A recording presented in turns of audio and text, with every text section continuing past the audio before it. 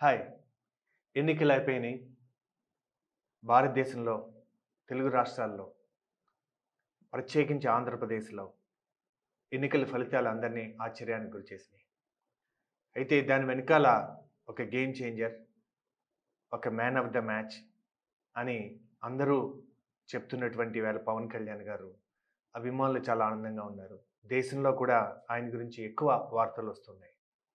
ఇంక Telugu YouTube channels అయితే ఒక్కసారి మీరు ఆ వీడియో చూసినా చూడకపోయినా కొన్ని వందల వీడియోలు పవన్ కళ్యాణ్ గారి గురించి వస్తున్నాయి. అయితే పవన్ కళ్యాణ్ గారికి కొన్ని కోట్ల అభిమానులున్నారు. అలాగే ఈ ఎన్నికల ఫలితాలు చూసిన తర్వాత కూడా కొత్తగా చాలామంది అంటే ఆయన ఇంతకుముందు అభిమానులు కానోళ్ళు కూడా అభిమానులు అయ్యి ఉంటారు. నాకు ఆయనతో ఉన్నటువంటి పరిచయం పీఆర్పీ పార్టీ అప్పుడు 2008, 9 ఆ ప్రాంతంలో మేము చాలా సార్లు మాట్లాడుకున్నాం. వేరే వాళ్ళు నా పుస్తకం గురించి 'ఫైర్ బుక్' గురించి ఆయన చెప్పినట్టుగా కూడా ఒకాయన చెప్పారు. సో, అయితే నాగబాబు గారు నా ఒక మిత్రుడు. కొంతకాలం మేము జర్నీ కూడా చేశాం. నా 'అమ్మా నాన్న జీనియస్' పుస్తకాన్ని నాగబాబు గారే రిలీజ్ చేశారు. సో, ఆయన కుటుంబంతోటి నాకు 4, 5 ఇయర్స్ మేము సన్నిహితంగా ఉన్నాం. అయితే ఇప్పుడు రాజకీయాలు మారిపోయినాయి. ఇప్పుడు ఒక నాయకత్వ శిక్షణ, ఒక ఇలాంటివన్నీ కూడా అవసరం లేకుండా ఒక మ్యాక్రో లెవెల్‌లో చేయాల్సినటువంటి ఒక నాయకుడు ఒక ఉద్యమంలాగా తీసుకురావాల్సినటువంటి పరిస్థితులు ఏర్పడినాయి గనక, సో, దానికి ఒక రకంగా చెప్పాలంటే ఎలాంటి క్వాలిటీస్ ఉంటే అంత లాంగ్ టర్మ్ విజన్ తోటి చేయగలరు అనడానికి, ఈ యొక్క పవన్ కళ్యాణ్ గారిని యొక్క అభిమానులు ఉద్దేశించి కేవలం అభిమానించకుండా ఆయన నుంచి ఎలాంటివి మనం నేర్చుకోవచ్చు అని అనడానికి నాకు అనిపించినటువంటి ఒక 10 పాయింట్స్ మీతో షేర్ చేయదలుచుకున్నాను. పవన్ కళ్యాణ్ గారి గురించి మనం ఆయనకున్నటువంటి లీడర్‌షిప్ క్వాలిటీస్ గురించి చర్చించుకునే ముందు, ఆయన బ్రదర్ నాగబాబు గారు ఆయన గురించి ఏమన్నారో మనం ఒకసారి చూద్దాం. ఆయన ఒక గుడ్ హ్యూమన్ బీయింగ్. అంటే ఒక బ్రదర్ గురించి అంటే నాకు పర్సనల్‌గా కూడా మాట్లాడినప్పుడు కూడా మాట చాలా సార్లు చెప్పారు. ఒక్కొక్కసారి పవన్ చూస్తుంటే ఒక యోగి అనిపిస్తా ఉంటుంది. ఎందుకంటే ఏ లీడర్ తయారవ్వాలన్నా ఫస్ట్ డీప్ థింకింగ్ ఉండాలంటే రీడర్స్ అవుతారండి. Readers becomes leaders. అంటే ఎంత ఎక్కువగా చదివితే, ఎందుకంటే ఈ ప్రపంచంలో ఎంతోమంది గొప్ప వాళ్ళ ఆలోచనలు అన్ని పుస్తక రూపంలో ఉన్నాయి. ఎప్పుడైతే మనం అది చదువుతామో ఆ ఫిలాసఫర్లు ఎవరు భూమి మీద ఉండరు. కానీ మనం అందరం వాళ్ళ వాళ్ళ ఆలోచనలో ఉండొచ్చు. వాళ్ళు మనతో ఉన్నట్టే ఉంటుంది. So, leaders are readers. అలాగా నాగబాబు గారు ఎన్ని పుస్తకాలు చదివారో నాకు తెలిసి. ఇన్‌ఫాక్ట్ నా ఫస్ట్ బుక్ 'సీక్రెట్' చదివి నాకు ఫోన్ చేసి నాకు మిత్రుడయ్యారాయన. అందుకని ఏ లీడర్ అవ్వాలన్నా గానీ రీడర్ అవ్వాలన్నది గుర్తుంచుకోవాలి. రెండవది society comes first. Even family is secondary అని చెప్పారు నాగబాబు గారు పవన్ కళ్యాణ్ గురించి. ఖచ్చితంగా వాస్తవం అండి అది. ఆయన పర్సనల్ లైఫ్ గురించి ఎవరెవరో కామెంట్ చేస్తా ఉంటారు గానీ, ఆయన యొక్క ఫోకస్ వల్ల ఆయన పర్సనల్‌గా ఇబ్బంది పడుంటాడు. కానీ నాకు తెలిసింది ఆయన మిత్రులు, ఆయన దగ్గరున్న వాళ్ళు కూడా చెప్పారు. వాళ్ళ యొక్క ఎ ఇంతకుముందు ఆ వైఫ్ పేపర్‌లు రాసేస్తా ఉండేదట. ఎందుకంటే ఏదన్నా ఒక న్యూస్ చూసారనుకోండి, మనం కూడా చూస్తాం. ఎవరికన్నా గనక అన్యాయం జరిగినా, ఒక చిన్న పిల్లలకి ఏమైనా అయినా, ఒక వుమెన్‌కి ఏమైనా అయినా చూస్తాం, బాధపడతాం. సో, ఆయన ఇంకొంచెం డీప్‌గా ఆయన కళ్ళనీళ్ళొచ్చేసాడు. దాని మీద ఆలోచిస్తా అలాగా ఉండిపోయేవాడాయన. అంటే సొసైటీలో మనకు తెలియని ఫ్యామిలీస్ కష్టం వస్తే కూడా బాధపడేటటువంటి మనస్తత్వం ఆయనకుంది. అది క్లోజ్ పీపుల్ చాలా మందికి తెలుసు. అంటే ఈవేళ మనకి పక్కింటి వాళ్ళకొస్తే మనకు సంబంధం లేదనుకునే విధంగా ఈవేళ గేటెడ్ కమ్యూనిటీస్‌లో, అపార్ట్మెంట్స్‌లో మారిపోయిన సందర్భంలో, ఇప్పుడు మనం why should we care for each other అనుకున్న సమయంలో, మన సమాజమే మన కుటుంబం అని పర్సనల్‌గా అనుకోవడం అనేది ఎంత గొప్ప సామాజిక బాధ్యత ఒకసారి ఆలోచించండి. Next is highly knowledgeable. Because knowledge అనేది ఇన్ఫర్మేషన్ వల్ల రాదండి. మీరు విపరీతమైన ఫెయిల్యూర్స్ ఎక్స్‌పెరిమెంట్ చేయడం వల్ల ఫెయిల్ అయ్యి నాలెడ్జ్ వస్తుంటుంది. So, applied information becomes knowledge. So, and broad mindedness అంటే మనకి ఈవేళ చాలా చోట్ల అది ప్రత్యేకించి తెలుగు రాష్ట్రాల్లో, ఆంధ్రప్రదేశ్‌లో క్యాస్ట్ పాలిటిక్స్ ఎక్కువున్న రోజుల్లో మనం అందరము మనుషులము అని ఒక లవ్ యూనిట్ చేయగలదు. ఒక ప్రేమ మనుషులందరిని కలపగలదు అని ఒక ఆలోచన తీసుకురావడం అనేది బ్రాడ్ మైండెడ్‌నెస్‌కి వస్తుంది. అంటే న్యాయం అన్నది అందరికీ ఉండాలండి. సెలెక్టెడ్‌గా ఉండదు అలాగా. సో, ఇవాళ డివైడెడ్ పాలిటిక్స్ ఉన్న రోజుల్లో యునైటెడ్ పాలిటిక్స్ తీసుకురావడం అనేది చాలా మంచి విషయం. సో, ఇప్పుడు let me begin the 10 top leadership qualities నేను అబ్జర్వ్ చేసినవి పవన్ కళ్యాణ్ గారంటూ మనం విందాం. మొట్టమొదట ఏంటంటే, ఎవరైనా గానీ ఏదన్నా ఒకటి మొదలు పెట్టాలంటే స్టార్ట్ విత్ వై అంటారు. మీరేం స్టార్ట్ చేస్తున్నారో అందరికీ తెలుసు. ఎందుకు స్టార్ట్ చేస్తున్నారనే ఇంటెన్షన్ బలంగా ఉండాలి. అంటే మొట్టమొదటి క్వాలిటీ ఏంటంటే the power of intention. So, ఎవరికైనా ఈవేళ ఇంటెలిజెన్స్ ఉంటదండి. ఇంటెలిజెన్స్ ఉండడం అంటే మా గురువుగారు ఓ మాట చెప్తుంటారు. మీరందరూ జేబులో తేళ్ళేసుకొని తిరుగుతారురా అని. తేళ్ళేసుకొని తిరగడం ఏంటి గురువుగారు అంటే, అదే తెలివేసుకొని తిరుగుతారురా. మీ జేబులో తెలివేసుకొని వాడిని ఎలా వాడేద్దాం అనుకుంటా ఉంటారు. మీరు జేబులో చెయ్యి పెట్టగానే అది మీకే కుడతది ఫస్ట్. సో, అందుకని మనం ఇతరుల్ని వాడేద్దాం అనుకుంటే మనం వాడబడతాం. అందుకని తెలివితేటలు అవసరమే. కానీ ఫస్ట్ అవసరం మంచి ఇంటెన్షన్. ఎందుకు చేస్తున్నారు? ఏ వ్యాపారం చేస్తున్నా, ఏం చేస్తున్నా ద పవర్ ఆఫ్ ఇంటెన్షన్. సెకండ్‌ది ఇంటిగ్రిటీ. మీ ఆలోచన, మీ మాట, మీ చేత అంటే మీ యొక్క యాక్షన్స్ కూడా మ్యాచ్ అయితే దాన్ని ఇంటిగ్రిటీ అంటారు. అంటే మీతో మీరు నిజాయితీగా ఉండడం. ఎందుకంటే ఈ ప్రపంచంలో ఎక్కువ సమయం మీరు మీతోనే గడపాలి. ఏదో సినిమాలో చెప్తారండి. ఎవరినైనా మోసం చేసినా ఎంతో కొంత బాగుపడతావు. నిన్ను నువ్వు మోసం చేసుకుంటే ఏం బాగుపడతావు అని. సో, అందుకని మొట్టమొదటిది కావాల్సింది మనతో మనం అంతర్గతంగా నిజాయితీగా ఉండడం. మూడవది ఇంటెలిజెన్స్. అందుకని పవన్ కళ్యాణ్ గారిలో ఆ యొక్క పవర్ ఆఫ్ ఇంటెన్షన్ చాలా చాలా బలంగా ఉందని నేను నమ్ముతాను. బికాజ్ పర్సనల్‌గా చూసాను నేను. ఆయన మనం కొడితే ఎలా ఉండాలని అప్పుడు ఆవేశం ఎంతుందో, సినిమాల్లో ఎంతుందో బయట కూడా అంతే ఉంది. అంటే ఒక రకంగా చెప్పాలంటే ఆయన చాలామంది ఈవేళ రాజకీయాల్లోనే నటులు ఎక్కువుంటారు. సో, ఆయనలో సహజంగా ఉన్నటువంటిదే ఆ థాట్ ప్రాసెస్ మన సినిమాల్లో కూడా కనపడుతూ ఉంటుంది ఆయనకి. That's the first thing. The second thing is mission driven. ఎవరైనా గానీ ఏదన్నా ఒక పని అనుకుంటారు. రిజల్ట్ రాకపోతే వదిలేస్తూ ఉంటారు. సో, అది కొంతమంది 1000 డేస్ చేస్తే ఒక మిషన్ సక్సెస్ అవుతుంది అంటారు. కానీ కొంతమంది లాంగ్ టర్మ్ ఉంటదండి. దీన్నేమంటే మిషన్ డ్రివెన్ అంటారు. అంటే ordinary people have jobs, extraordinary people have careers, exceptional people have missions అంటారు. అంటే మార్టిన్ లూథర్ కింగ్ ఓ మాట అంటాడు. If you have not discovered something worth dying for you are not fit to live అని. నువ్వు జీవితంలో మరణాన్ని స్వీకరించేటటువంటి పని దొరికే వరకు అంటే if you have not discovered something worth dying for, మరణం వచ్చినా సరే నేను ఈ పనే చేస్తాననే పని దొరికే వరకు ఇంకా జీవించడానికి సిద్ధంగా లేవు అని. అంటే మీ జీవితం అయిపోవాలి తప్ప మిషన్ అవ్వకూడదు. అలాంటి మిషన్ ఇప్పుడు స్వామి వివేకానంద అంటారు, మన జీవితం అయిపోయి రిజల్ట్ రాకపోయినా బాధపడకండి. It will continue. సో, మీ యొక్క దాని యొక్క ఫలితం ఉండి తీరుతుందంటారు. సో, మిషన్ డ్రివెన్ ఏంటంటే ఎవరు మిషన్ డ్రివెన్ ఉంటారు? ఒక ఎంటర్‌ప్రెన్యూర్ గాని, ఒక వ్యక్తి గాని లైఫ్ టైమ్ ఒక పర్పస్ ఉండాలంటే గనక చాలా మందికి తెలుసండి ఎప్పుడు పుట్టారో. కొంతమందికే తెలుసు ఎందుకు పుట్టారో. సో, అలా వాళ్ళ పర్పస్‌ని గుర్తించిన వాళ్ళు ధన్యులండి. ఎవరు గుర్తించగలుగుతారు? ఒక విజను, ఒక మిషను, ఒక పర్పస్ ఉన్నవాళ్ళు ఈ లాంగ్ టర్మ్ సో, దానిని కన్సిస్టెన్సీగా ఉండగలుగుతారు. చాలామంది చెప్తారు దట్ ఆయన ఓడిపోయినప్పుడు ఒక సీట్ ఉన్నప్పుడు ఉన్నారు. అలాగే సీట్ లేకపోయినా ఉన్నారు. సో, ఈవేళ తక్కువ సీట్లు 20 సీట్లు వచ్చినా మాత్రమే ఆయన ఉన్నారు. అంటే because of the long term vision అండి. ఎక్కడ చేస్తే, ఎలా చేస్తే మనకి ప్రజలకి మన ఇంటెన్షన్ సర్వ్ అవుతుందన్న విషయం ఆలోచించుకోవడం అనేది మిషన్ డ్రివెన్ అవుతుంది. This is called an entrepreneur mindset. Entrepreneur should have the infinite game. Finite game అంటే మనకి శరీరం కనపడుతుందండి. మన ఆత్మ కనపడదు. కనపడని దానికి కనపడని లక్ష్యం ఉండాలి. కనపడేదానికి కనపడే లక్ష్యం ఉండాలి. సో, ఇన్‌ఫైనైట్ గేమ్ ఏంటంటే మనం ఫైనైట్ గోల్స్ పెట్టుకోవచ్చు. ఎలక్షన్ వరకు ఫైనైట్ అండి. కానీ మన పర్పస్ అన్నది ఇన్‌ఫైనైట్. ఇదే డిఫరెన్స్ అన్నమాట. స్టేట్స్‌మెన్‌కి, ఒక పొలిటీషియన్‌కి. పొలిటీషియన్ నెక్స్ట్ ఎలక్షన్ దృష్టిలో పెట్టుకొని పనిచేస్తాడు. ఒక స్టేట్స్‌మెన్ ఒక జనరేషన్ దృష్టిలో, నెక్స్ట్ జనరేషన్ దృష్టిలో పెట్టుకొని పనిచేస్తాడు. మన కలాం గారు గాని, పివి నరసింహారావు గారు వీళ్ళందరూ స్టేట్స్‌మెన్‌లోకొస్తారు. స్టేట్స్‌మెన్స్ తక్కువైపోయి పొలిటీషియన్స్ మాత్రమే ఉన్నటువంటి నేటి కాలంలో ఒక లాంగ్ టర్మ్ విజన్ గురించి ఆలోచించేటటువంటి పవన్ కళ్యాణ్ గారి క్వాలిటీ మనం ఖచ్చితంగా నేర్చుకోవాలి. అందుకని ఏ సంస్థకైనా గానీ లాంగ్ టర్మ్ విజన్, అది మీ purpose of the organization and ఈ యొక్క సంవత్సరం గోల్స్ 2 కూడా ఉండొచ్చనమాట. అలాగే ఏ స్టూడెంట్‌కైనా గానీ లైఫ్ పర్పస్ ఒకటుంటుంది. అలాగే గోల్స్ ఒకటుంటుంది. గోల్స్ అచీవ్ చేసిన తర్వాత ఆ పర్పస్‌కి అలైన్ అయిందా లేదని చూస్తే దెన్ ఫెయిల్యూర్స్‌కి, సక్సెస్‌కి సక్సెస్ వచ్చినప్పుడు అతిగా పొంగిపోరు. ఫెయిల్యూర్ వచ్చినప్పుడు అతిగా కుంగిపోరు. దీన్నే స్థితప్రజ్ఞత అంటారు. అండ్ మూడవ క్వాలిటీ నేను ఆయనలో చూసింది ఏంటంటే కరేజ్ అనమాట. సో, మీరు ఎక్కడికెళ్తున్నారో ముఖ్యం కాదు. ఎక్కడి నుంచి వస్తున్నారని ముఖ్యం. మీరు తీసుకునే నిర్ణయాలు భయం నుంచి తీసుకుంటున్నారా? ప్రేమ నుంచి తీసుకుంటున్నారా? ప్రేమ నుంచి వచ్చిందంతా కూడా కరేజియస్‌గా ఉంటదండి. 2 రకాల కరేజ్ ఉంటది. ద్వేషం నుంచి కరేజియస్ ఉంటారు. ఒక టెర్రరిస్ట్ కూడా చాలా కరేజియస్‌గా ఆత్మహత్య కూడా చేసుకుంటాడండి బాంబులు పెట్టుకొని. అంటే అది కరేజ్ కావాలి కదా! కానీ ద్వేషంతో వచ్చే కరేజ్ వేరు. ప్రేమతో వచ్చే కరేజ్ వేరు. సో, లవ్‌తో వచ్చేటటువంటి కరేజ్ అయితే అమ్మకుండే కరేజ్ అనమాట. సో, అలాంటి కరేజ్ సృష్టికి దారితీస్తుంది. కన్‌స్ట్రక్టివ్ యాక్షన్‌కి దారితీస్తుంది.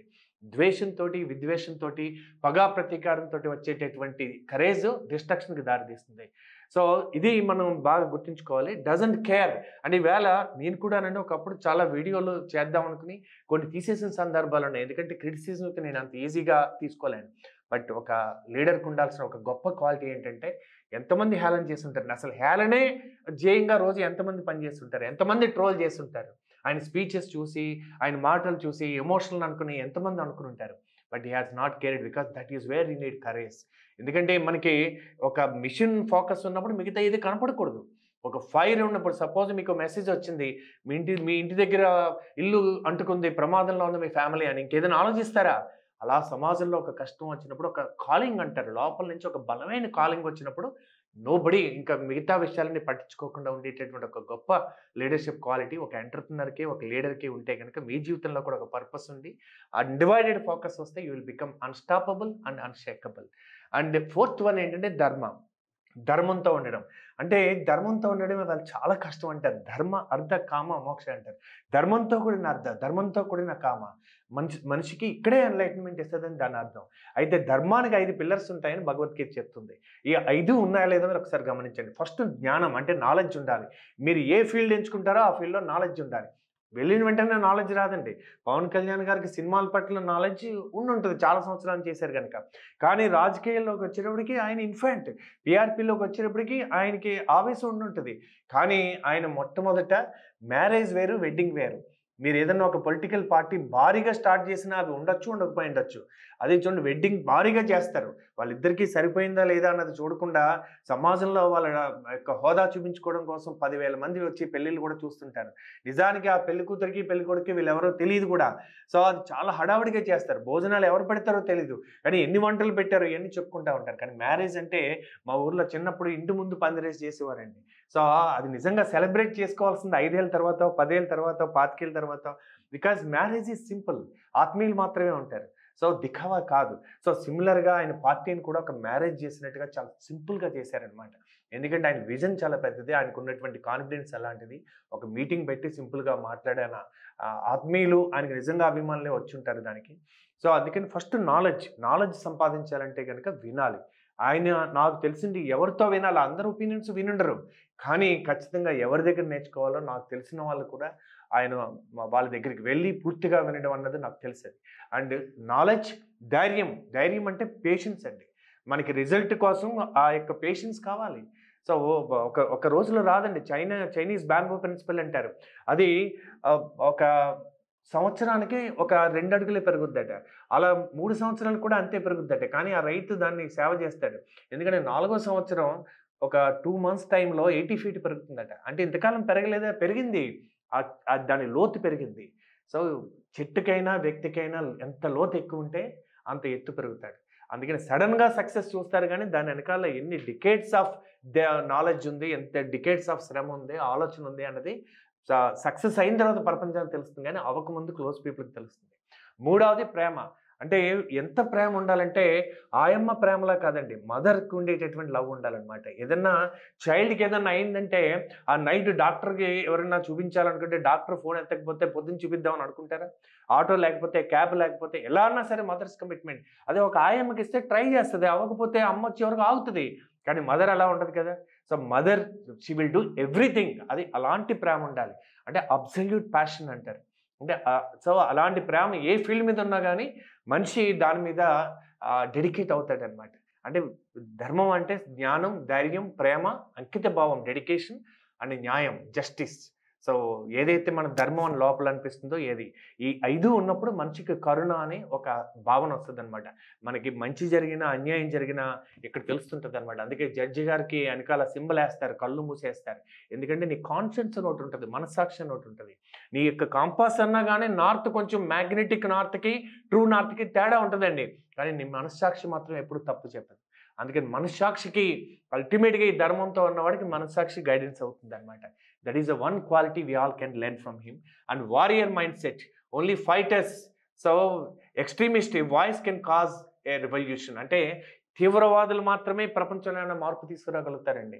అంటే చూడండి, ఇప్పుడు మనకి కొంతమంది ఆరోగ్యం గురించి ఎవరన్నా మనం ఇప్పుడు డాక్టర్ మంత్రి గారిని చూడండి, లేకపోతే ఇంకొకరు చూడండి, ఏదన్నా ఒకటి తీసుకుంటే వాళ్ళు ఎంతమంది నవ్వుకున్నా, సెటైర్లు వేసినా చెప్పుకుంటూనే వెళ్ళారు డికేట్స్. అంటే వాళ్ళు ఆరోగ్య తీవ్రవాదులు వాళ్ళు. అలాగే ఏదన్నా ఒక కాజ్‌ని పట్టుకుని దాని మీద తీవ్రంగా మీరు పరిశ్రమిస్తే మీరు తీవ్రవాదే అవుతారు. అంటే టెర్రరిస్టులు వేరు. సో తీవ్రవాది వేరు. అందుకని ఏదన్నా ఒకటి పట్టుకుని ఆర్డినరీగా, నార్మల్‌గా ఉంటే అది జరగదండి. ఎందుకంటే ఒక కుక్క మనిషిని కరిస్తే అది న్యూస్ కాదండి. మనిషి కుక్కని కరిస్తే అది న్యూస్ అంటారు. అందుకని నార్మల్‌గా మాట్లాడితే మన తెలంగాణలో కూడా ఉద్యమాలు చూసాం. అంటే ఇంచుమించు తీవ్రవాదులే కదా అది. అందుకని ఒక ఎంటర్‌ప్రెన్యూర్ అంటేనే హిందీలో మీనింగ్ ఉద్యమకారుడు అని. ఉద్యమి అని. అంటే ఏదన్నా ఒక కాజ్ తీసుకొని దాని మీద ఉద్యమించడం అంటే అతను ఉద్యమకారుడు అంటారు. అలా ఆయన ఒక అప్‌లిఫ్ట్‌మెంట్. సో, ఒక తెలుగు రాష్ట్రం బాగుపడాలి, మన దేశం బాగుపడాలి అని ఒక ఆశయం. ఆశ వేరు, ఆశయం వేరు. ఒక ఆశయాన్ని తీసుకొని దాని మీద ఉద్యమిస్తే ఆయన ఉద్యమకారుడు అనొచ్చు. ఇది మనం ఒక లీడర్ గాని, ఒక ఎంటర్‌ప్రెన్యూర్ గాని నేర్చుకోవాల్సినటువంటి క్వాలిటీ. అందుకని మీరు ఏం ప్రొడక్ట్ చేస్తున్నారు, ఏ సర్వీస్ చేస్తున్నారు, అది ఎంతమందికి అవసరం దాని మీద ఉద్యమించాలి. అండ్ ఆరవది ఫిలాసఫర్. సో, ప్లాటో ఒక మాట అంటాడండి. ఏ కింగ్ వెనకాలన్నా ఒక ఫిలాసఫర్ ఉంటాడు. ఫిలాసఫర్ మాట వింటే మన జీవితంలో సఫరింగ్ పోతది. లేదనుకోండి మనం కూడా సఫర్ అయ్యి కొన్నాళ్ళకి మనమే ఫిలాసఫర్ అవుతుంటాం. సో, ప్లాటో ఏమంటారంటే if good people do not want politics they have to be ruled and punished by bad people. మంచి వాళ్ళు రాజకీయాలు మాకొద్దు అనుకుంటే వాళ్ళు చెడ్డవాళ్ళ చేత పరిపాలించబడి శిక్షించబడాల్సిందే అంటారు. మరి మన ఇండియాలో, ప్రపంచంలో జరుగుతున్నది ఏంటండి? ఇప్పుడు చూడండి, ఇప్పుడు ఆంధ్రాలో అయితే పోటెత్తారు ఓటేయడానికి. ఎవరు మోటివేట్ చేస్తే ఎళ్లారు? రెండే మోటివేట్ చేస్తాయండి. ఒకటి ఆశ, రెండోది భయం. అంటే నాకేదో ఇస్తారనుకుని ఎళ్లి ఓటేయొచ్చు. లేదా నాకేదో అవుతుందనుకుని ఓటేయొచ్చు. మరి ఏమనుకున్నారో తెలీదు గానీ, బట్ డెఫినెట్‌లీ ఎవరు ఊహించినంత ఓటింగ్ అయితే జరిగింది. దానివల్ల రిజల్ట్స్ కూడా మారినవి. సో, అందుకని ఒక ఫిలాసఫర్ అవ్వాలంటే 4 రకాలండి. ఇవాళ పొలిటీషియన్‌లో 4 రకాలంటారు. క్యారెక్టర్ ఉండి, అంటే చాలా మంచితనం, నిజాయితీ అన్నీ ఉండి సామర్థ్యం లేని వాళ్ళు. అంటే శీలం ఉంది, సామర్థ్యం లేదు. ఇలాంటి వాళ్ళ వల్ల లాభం ఏముందండి? మంచివాడు కానీ ఏ పని చేయలేడు. సో, అలాంటి వాళ్ళ లాభం ఏముంది? మాట్లాడతారు అంతే, వాళ్ళు ఏమైనా చర్చల్లో పాల్గొంటారు. సో, రెండవది సామర్థ్యం ఉంది, నిజాయితీ లేదు. కొంతవరకు పర్వాలేదు, కానీ ఆయన బాగు కోసమే ఎక్కువ చేయగలుగుతాడు. ఎందుకంటే సామర్థ్యం ఉంది కదా! So, they are very competent. They can become పదవుల్లోకి వచ్చేయొచ్చు. కానీ వాళ్ళ దగ్గర నిజాయితీ లేదు. దానివల్ల ఇంటెన్షన్ లేకపోవడం వల్ల సమాజానికి మంచి జరగదు. మూడవది 2 లేదు. వీళ్ళు ఎక్కువ ఉంటారండి రాజకీయ నాయకుల్లో. సో, శీలం లేదు, అంటే క్యారెక్టర్ లేదు, కాంపిటెన్స్ లేదు, సామర్థ్యం లేదు, శీలం లేదు. ఇలాంటి వాళ్ళు ఇంచుమించు ఏంటంటే పందికొక్కులనమాట ఆళ్ళు. వాళ్ళు they are good for nothing. So, కొన్ని పార్టీల్లో ఇలాంటి వాళ్ళని పెంచి పోషిస్తుంటారు. పేట రౌడీల నుంచి వచ్చి వీళ్ళు టికెట్ కొనుక్కొని, సో, వీళ్ళు కూడా బ్రహ్మాండంగా బూతుల మహారాజులాగా చెల్లిపోతుంటారు. బట్ నాలుగవది ఉంటుందండి. దట్ వాళ్ళకి క్యారెక్టర్ ఫస్ట్ సంస్కారం. రెండవది సామర్థ్యం. మీరు చూడండి వేరే చోట్ల ఎలా ఉన్నారో తెలీదు గానీ, ఒక బ్రదర్‌గా ఎలాంటి సంస్కారం ఉంది. ఆయనకి నియోజకవర్గంలోనే వర్మ గారిని హెల్ప్ చేస్తే ఆయన ఎంత ప్రేమ చూపించారు. రాజకీయాల్లో ఒక రకంగా ఏంటంటే 2 పార్టీలు కలిసి పనిచేయడం, లేదా సామరస్య భావం ఏర్పడడం అంత ఈజీ కాదు. అంటే ఎలాంటి సంస్కారం ఉంటే ఆయన మనస్ఫూర్తిగా ఈయన కోసం వర్క్ చేశారు. అంటే ఆయనకు కూడా మంచి ఇంటెన్షన్ ఉండాలి. ఆయన వర్గ ప్రజలకి ఇలాంటి నాయకుడు వస్తే నా నియోజకవర్గానికి మంచి జరుగుతుంది.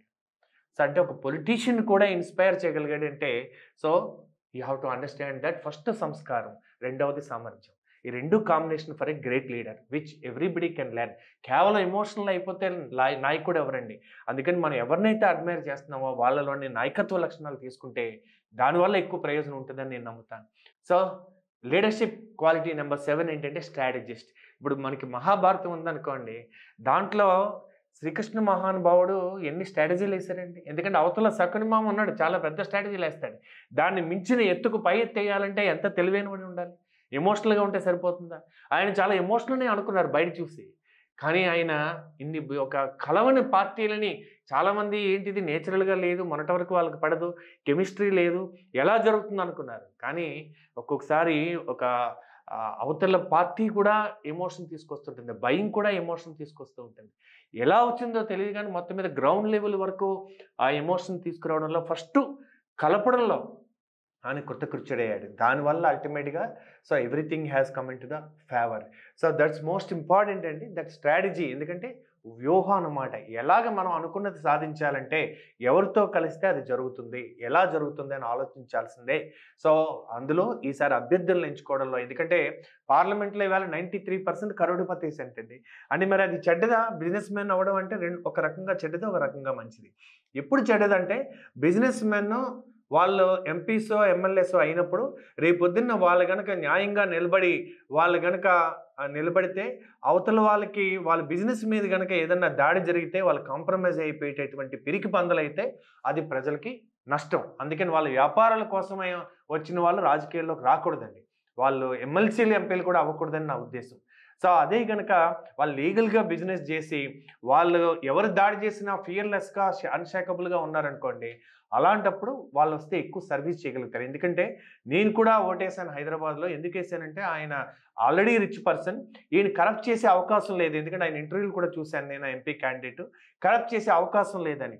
అందుకని ఒక కొంత మంచి బిజినెస్ లేదా కనీసం ఒక మంచి లీగల్ బిజినెస్ చేస్తున్న వాళ్ళు ఎవరైనా అది మంచిదండి. ఎందుకంటే వాళ్ళు ఫైనాన్షియల్ ఫ్రీడమ్ సాధించారు. కొన్నాళ్ళ తర్వాత బిజినెస్ ఆటోమేటిక్‌గా వాళ్ళ పనే ఉండదండి. వాళ్ళు ఇంకా ఆ బిజినెస్‌లో ఉంటే ఎక్కువ నష్టం. లేకపోతే కొంతకాలం తర్వాత అది సేమ్ కిక్ ఇవ్వదు. అందుకని అలాంటి వాళ్ళొస్తే మంచిది. సో అందుకని ఎవరికి అభ్యర్థిత్వం ఇస్తే వాళ్ళు కొంత ఇన్వెస్ట్ చేయగలుగుతారో, ఎంత టైం ఇన్వెస్ట్ చేయగలుగుతారో, టైం ఇవ్వగలుగుతారో అన్నది ఆలోచించి చేసుంటారని నా అభిప్రాయం. So and he has definitely ఆ స్ట్రాటజీ వర్క్ చేసింది ఈసారి. 21 సీట్లు తీసుకోవడం అంటే చాలామంది తగ్గించేశారు, మీరు కాంప్రమైజ్ అయిపోయారు అని అనుకున్నారు. దట్ సేమ్ వాళ్ళ సామాజిక వర్గం కూడా అనుకున్నారు. ఎమోషనల్ ఫీల్ అయ్యారు. కానీ ఆయన స్ట్రాటజీ మనం తీసుకున్న కొద్ది సీట్లైనా పవర్‌ఫుల్‌గా గనక మనం చేస్తే ఒకసారి రికగ్నిషన్ 100% స్ట్రైక్ రేట్ వల్ల ఈ యొక్క గుర్తు ఏదైతే గాజు గ్లాస్ ఉందో అది పర్మనెంట్ అయిపోయింది. అంటే ఎంత బ్రాండ్ స్ట్రాటజీ అండి అది. అంటే ఇప్పుడు మళ్ళీ దీన్ని ఇంకా ప్రమోట్ చేసుకొని మళ్ళీ మళ్ళీ మార్చాల్సిన పని లేదు. సో అది ఎంతవరకు జరిగిందంటే ఒక రకంగా చెప్పాలంటే నేషనల్ పార్టీని కలపడం వల్ల నేషనల్ పార్టీ విన్ అవ్వడానికి కొంచెం ఇక్కడ లోకల్ పార్టీ కూడా అవ్వడం వల్ల అది రాష్ట్రానికి మంచి జరిగింది. అండ్ దేశానికి మంచి జరిగింది. ఆయన ఎప్పుడో 'ఖుషి' సినిమాలోని ఒక పాటలో దేశం గురించి ఒక భక్తి సాంగ్ ఉంటుంది. 'మేరా జహా' అని. సో అన్నట్టుగానే ఆయన ఆంధ్రప్రదేశ్ గురించి చేసిన ఇవాళ భారతదేశంలో జరిగే మంచికి కూడా ఆయన కారణమయ్యాడు. అది తిరిగి ఆంధ్రప్రదేశ్‌కి మంచి జరిగేటటువంటి దానికి కారణం ఏందంటే ఒక మంచి ఇంటెన్షన్ ఉంటే అది ఎన్ని డాట్స్‌ని కనెక్ట్ చేస్తదో ఒకసారి చూసి మీరు కూడా మీ వ్యాపారం గాని, మీ కెరియర్ గాని, మ్యారేజ్ గాని ఏది తీసుకున్నా start with a good intention. ఏం చేస్తున్నారనేది ముఖ్యం కాదు. ఎందుకు చేస్తున్నారనేది ముఖ్యం. So ask yourself why am I doing? అందుకని ప్రతిరోజు పుట్టినరోజు కూడా అడగండి. నేను పుట్టాను కరెక్టే సెలబ్రేట్ చేసుకుంటున్నా. ఎప్పుడు పుట్టాను కాదు, ఎందుకు పుట్టానో కనుక్కోండి. సో అందుకని everybody knows when they are born. The day you discovered why you are born. ఆ రోజు మీరు నిజంగా పుట్టినట్టు ఆ రోజు మీరు సెలబ్రేట్ చేసుకోవచ్చు. And eighth power of love versus love for power. చాలా ఇంపార్టెంట్ పాయింట్ అండి అది. పవర్ ఆఫ్ లవ్ అంటే పవర్ ఆఫ్ లవ్ అన్నది ప్రేమ యొక్క పవర్. లవ్ ఫర్ పవర్ అన్నది పదవి కోసం ప్రేమ. మీరు 'బాహుబలి' సినిమా చూసే ఉంటారు. అందులో బల్లాల దేవకి ప్రేమ ఉంది, బాహుబలికి ప్రేమ ఉంది. బల్లాల దేవకి దేని మీద ప్రేమ ఉంది? పదవి మీద ప్రేమ ఉంది. అంటే ఆయనకి లవ్ ఫర్ పవర్ ఉంది. పవర్ ఆఫ్ లవ్ లేదు ఆయనకి. సో తన పదవి మీద ప్రేమ వల్ల తల్లిని కూడా చంపేస్తాడు ఆయన. అదే బాహుబలి పవర్ ఆఫ్ లవ్. ఆయనకి ప్రజలంటే ప్రేమ. ఆయన రాజుగా లేకపోయినా గానీ ప్రజల కోసం ఆ వాటరు అలాంటివన్నీ ఆలోచిస్తా ఉంటాడు. అందుకే ఆ విలన్ అంటుంటాడు. సో వీడెక్కడున్నా రాజేరా అని. అంటే ఒక నిజమైనటువంటి పవర్ ఆఫ్ లవ్ ఉన్నవాడికి పదవితో సంబంధం లేదు. వాళ్ళనే లీడర్ వితౌట్ టైటిల్ అంటారు. సో ఇది చాలా గుర్తుంచుకోవాలండి మనం. అందుకని మనకి సహజంగా మనకి ప్రేమ ఉండి ఔట్ ఆఫ్ లవ్ నుంచి మీరు ఏదైనా చేయాలి తప్ప అది వస్తే దాని మీద నాకు ప్రేమ, అది వచ్చిన తర్వాత నేను ఆనందంగా ఉంటానని అనుకుంటే అతను definitely he is not deserved for that position అని నా ఉద్దేశం. అందుకని మీరు ఏదన్నా ఒక బిజినెస్ మొదలుపెట్టినా, ఒక లీడర్‌షిప్ మొదలుపెట్టినా, ఒక కెరియర్ గానీ, ఒక మ్యారేజ్ గానీ పవర్ ఆఫ్ లవ్ వల్ల మీరు ప్రజలకి కనెక్ట్ అవ్వగలుగుతారు. మనుషులకి కనెక్ట్ అవ్వగలుగుతారు. కాంటాక్ట్స్ కాదండి, కనెక్ట్స్ ఏర్పడతాయి లైఫ్‌లో. అండ్ 9వ పాయింట్ ఏంటంటే leadership quality. Hate the sin not the sinner. పాపిని కాదు, పాపాన్ని ద్వేషించు, పాపిని కాదు. Hate the sin not the sinner. ఎందుకంటే అతను చేసిన పనిని విమర్శించండి, అతనిని కాదు. ఎవరికైనా ఒక జడ్జి గారు అతను చేసిన పనికి మరణశిక్ష విధించాలంటే అతన్ని ద్వేషించక్కర్లా. అతను చేసిన పనికి అది. ఎందుకంటే అతను పుట్టినప్పుడు అందరూ ఈక్వల్‌గానే పుడతారు. ఆ యొక్క ఆపరేటింగ్ సిస్టమ్ గానీ, ప్రోగ్రామింగ్ గానీ, ఆ మతం గానీ, క్యాస్ట్ గానీ రకరకాల ఫీడ్ అవ్వడం వల్ల అతని యొక్క అవుట్‌కమ్ ఉంటుంది అది. అందుకని hate the sin not the sinner. ప్రతి సెయింట్‌కి ఒక పాస్ట్ ఉంటుంది. ప్రతి సిన్నర్‌కి ఒక ఫ్యూచర్ ఉంటుంది. అందుకని ఆయన ప్రకటించాడు. సో మాకు వ్యక్తిగతంగా మాకు ఏ నేతలు కూడా మాకు శత్రువులు కాదు. వాళ్ళు చేసిన పనినే మేము వ్యతిరేకించాం తప్ప వ్యక్తిగతంగా వాళ్ళని కాదు. సో ఇది ప్రతి నాయకుడు, ప్రతి వ్యక్తి కూడా తెలుసుకోవాల్సిన విషయం అండి. అండ్ 10 అండ్ మోస్ట్ ఇంపార్టెంట్ ఏంటంటే king mind set. So a leader without title. So పదవులను బట్టి గౌరవం కాదండి. నేను రాసిన లెవెల్ 6 లీడర్‌షిప్ ఏంటంటే మొదటి లీడర్‌షిప్ లెవెల్ ఏంటంటే పదవిని బట్టి గౌరవం. పదవి పోయిన తర్వాత పెద్ద పట్టించుకోరు. సో ఇంతకాలం గౌరవం దేనికి? కరప్టెడ్ అండి అతను. అయినా శాల్యూట్ కొడతారు. అంటే గౌరవం దేనికి? పదవికి. ఇవాళ చూడండి, మినిస్టర్ గారేమో ఐఏఎస్‌ని ఏమయ్యా అంటారు. ఐఏఎస్ ఏమో సా సార్ అంటాడు. అంటే దేనికా గౌరవం? మినిస్టర్ పెద్ద పోస్ట్ అది. గౌరవం దానికి. కానీ నిజంగా గనక ఆయనకి ఆ యొక్క సంస్కారం, ఆ యొక్క సామర్థ్యం 2 ఉన్నాయనుకోండి, ఇంటెన్షన్ ఉందనుకోండి, గొప్ప లీడర్ అనుకోండి, అప్పుడెలా ఉంటుంది? అప్పుడు బయట కనపడినా గానీ ఆయన కూడా అదే విధంగా గౌరవిస్తారనమాట. లెవెల్ 2 లీడర్‌షిప్ ఏంటంటే ప్రవర్తన బట్టి గౌరవం. ఇవాళ పర్సనాలిటీ డెవలప్‌మెంట్ అయిపోయిందండి. క్యారెక్టర్ డెవలప్‌మెంట్ మాత్రం టైం లేదండి ఎవరికీ. చెట్టుకు రూట్స్ అన్నది క్యారెక్టరు, చెట్టు అన్నది వ్యక్తిత్వం, చెట్టు మీద ఫ్రూట్స్ అన్నది రిజల్టు, చెట్టు మీద పక్షులు అన్నవి మన యొక్క టీమ్ మెంబర్సు, చెట్టు కింద సేద తీర్చుకునే వాళ్ళందరూ ప్రజలు లేదా మన కస్టమర్స్ అనుకోవచ్చు. సో, అంటే రూట్స్ బావుంటే ఫ్రూట్ బావుంటుంది. అంటే రూట్స్ అన్నది వాల్యూస్. సో, ఒక కింగ్ మైండ్ సెట్ ఉండాలండి. ఒక సాధికారికంగా బతకాలంటే మనం కోర్ వాల్యూస్ అంటారు. అంటే కాంప్రమైజ్ అవ్వకుండా నాన్ నెగోషియబుల్ వాల్యూస్. మరణాన్నన్నా స్వీకరిస్తాం గానీ ఆ వాల్యూస్‌ని కాంప్రమైజ్ కాం. అలాంటి వ్యక్తి కింగ్ మైండ్ సెట్ తోటి అంతర్గత రాజ్యానికి రాజుగా బతకగలుగుతాడనమాట. Because the inside he conquered his thought process. So, అందుకే ప్రతిరోజు టీ తాగాలంటాం. జనసేనది కూడా టీ గుర్తు కాబట్టి టీ తాగాలంటాం. టీ అంటే ఏంటో తెలుసా అండి? Thoughts, emotion and action. మంచి థాట్స్ ఉంటే మంచి ఎమోషన్స్ వస్తాయి. మంచి ఎమోషన్స్ ఉంటే మంచి యాక్షన్స్ వస్తాయి. అందుకని ఈ మంచి థాట్స్ మీరు ఎవరైనా లీడర్స్‌ని అడ్మైర్ చేసినప్పుడు వాళ్ళ వాల్యూస్‌ని, వాళ్ళ యొక్క క్వాలిటీస్‌ని మీరు అబ్జర్వ్ చేస్తే అది ఎలా అడాప్ట్ చేసుకోవాలని చూస్తే శత్రువు నుంచి కూడా నేర్చుకోవచ్చండి. అందుకనే మీరు అభిమానిగా ఈ క్వాలిటీస్ నేర్చుకొని మీరు అడాప్ట్ చేయగలిగితే that will be the real gift to your leader. ఎందుకంటే ఒక లీడర్స్‌ని తయారు చేసి లీడర్స్‌గా ఉంటే ఆయన జీవితం ప్రశాంతంగా ఉంటుంది. ఒక లీడర్ ఫాలోయర్స్‌ని తయారు చేసి కొన్నాళ్ళకి తెలియకుండా ఫాలోయర్ అయిపోతుంటారు. ఎందుకంటే వాళ్ళు ఏం కోరుకుంటారో అది చేయాల్సినటువంటి ఆలోచనలకొస్తే తెలియకుండా ఒక ట్రాప్‌లో పడుతుంటారు. నాకు చాలా మంది అభిమానులు ఉంటారు. సో, మోటివేషనల్ స్పీకర్‌గా యాస్ లీడర్‌షిప్ కోచ్‌గా కానీ ఎక్కువ మోటివేషన్ స్పీకర్‌గా ఉంటారు.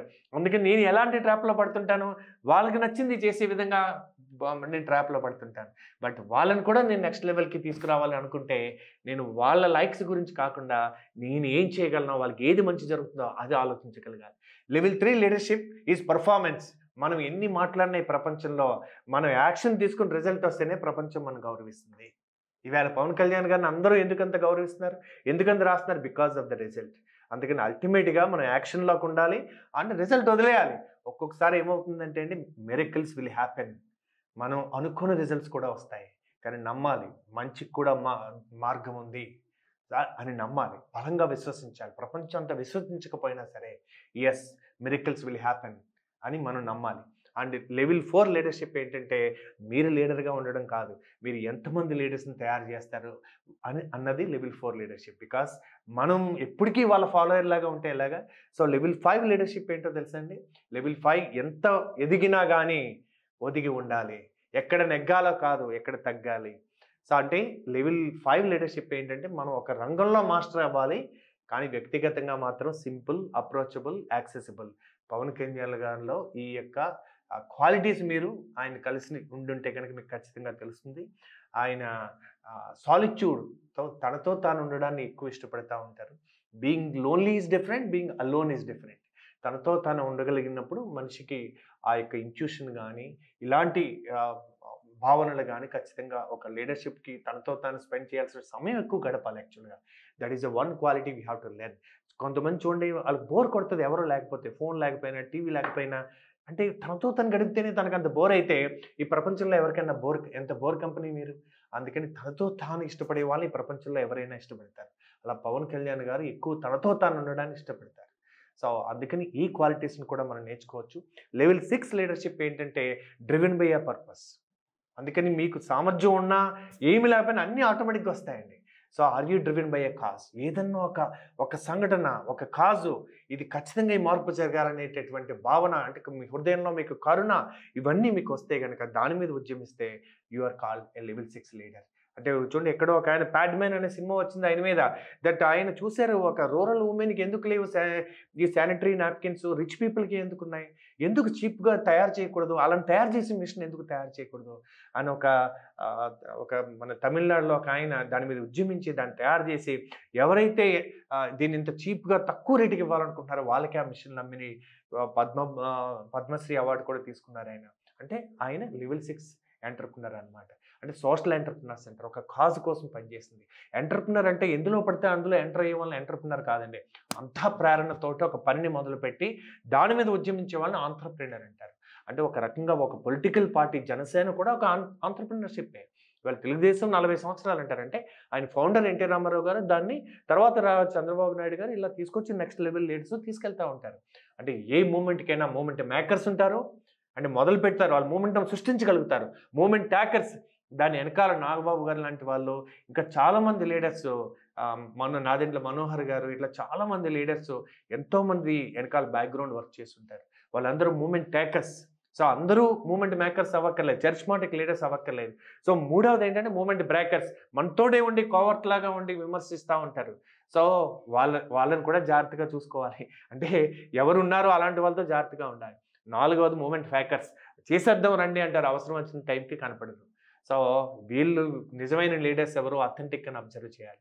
అండ్ ఐదవది ఉంటారు మూవ్‌మెంట్ జోకర్స్. ఇంకా వాళ్ళు ట్రోలింగు, కామెంట్సు ఇయి తప్ప వాళ్ళు నిజంగా క్షేత్రస్థాయికొచ్చి పనిచేసే వాళ్ళు ఉండరండి. అందుకని నిజంగా పవన్ కళ్యాణ్ గారు మూవ్‌మెంట్ మేకర్. అందుకని ఆర్గనైజేషన్‌కి ఉపయోగపడేది ఇద్దరే. Movement makers and movement takers. ఇద్దరిలో మనం ఒకరినన్నా మనం ఆర్గనైజేషన్‌లో ఉండాలి. లేదా అలాంటి వాళ్ళతో మనం కొలాబరేషన్ అవ్వాలి. So, and this is what I wanted to communicate with you. So that ఇందులో ఎక్కడైనా ఒక మాట మీ అందరికి ఎవరికైనా ఉపయోగపడితే సంతోషం. And I really wish Pawan Kalyan garu, మన చంద్రబాబు నాయుడు గారు, మన నరేంద్ర మోడీ గారు అందరూ కలిసి భారతదేశాన్ని ప్రత్యేకించి తెలుగు రాష్ట్రాల్ని ఆంధ్రప్రదేశ్, తెలంగాణ 2 కూడా అభివృద్ధి పదంలో సాగి తెలుగువారు మరొక్కసారి మన యొక్క ఆహ్, గర్వకారణంగా జీవించాలని కోరుకుందాం. అలాగే భారతదేశం నరేంద్ర మోడీ గారి యొక్క నాయకత్వంలో భారతదేశం ఈవేళ 5థ్ లార్జెస్ట్ ఎకానమీగా ఉంది.